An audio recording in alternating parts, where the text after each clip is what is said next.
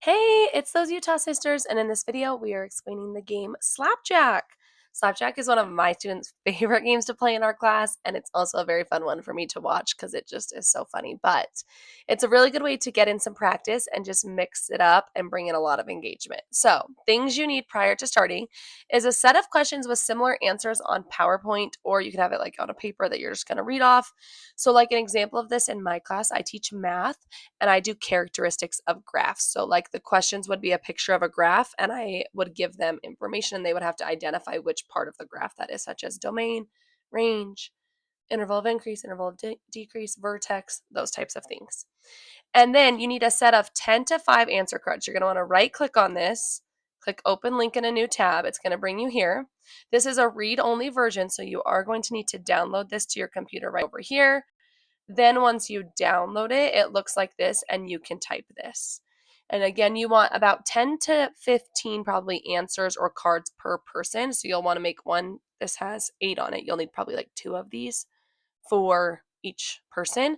And like I said, in my class, we do like domain, range, interval of increase, interval of decrease, vertex. We do have 10 to 15 different options. However, if you don't, you can do this another way too. Like when I taught junior high, we classified different types of numbers, and there were only 5 different number types the kids knew. So I just wrote the 5 answers and I copied and pasted them 3 times, and that was their 15 cards. That's also fine. So you're going to want to print these off. You need one set of these for every kid, and then you need to make sure you cut them up into playing cards. Okay? And you need one set for every kid in your class. Then, here's how the game works. All students partner up and they sit across from their partner. Each student needs a stack of their own cards. They should all have the same stack. It's just mixed up. So everybody starts with the same stack. They're just shuffled up differently. The teacher will read or project a question on the board.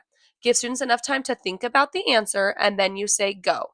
The students will take turns flipping over one of their cards and creating a stack between them. So their cards should be in front of them face down, and they'll flip over one, and then the partner will flip over one, then they'll go, then they'll go. They keep alternating turns until one of them flips over the correct answer. The first of the pair to slap the correct answer gets a point. I do not play gets to keep the cards because some kids lose very quickly, and that's not fun for them. We don't want them to not get to learn as much as the rest of the class, so they just get a point. Once they've slapped the right answer, they quickly divide the cards back up between them and they get ready for the next question. At the end of the game, whoever has the most points wins. Very simple. A quick way to save time is if you print them on different colored papers. So print half of the class's papers on blue, print half of them on red, and then every red person needs to play against a blue person so they can quickly sort the cards back out between them, between the questions. It goes a lot quicker. And that's also a really good way to mix it up. So once you've played against one person, go find a different red player to play against. Go find a different blue player to play against. And it just kind of mixes the groups up continuously, giving them better practice and much more variety in your class. So super fun, super easy. If you give it a try in your classroom, be sure to tag us at those Utah sisters.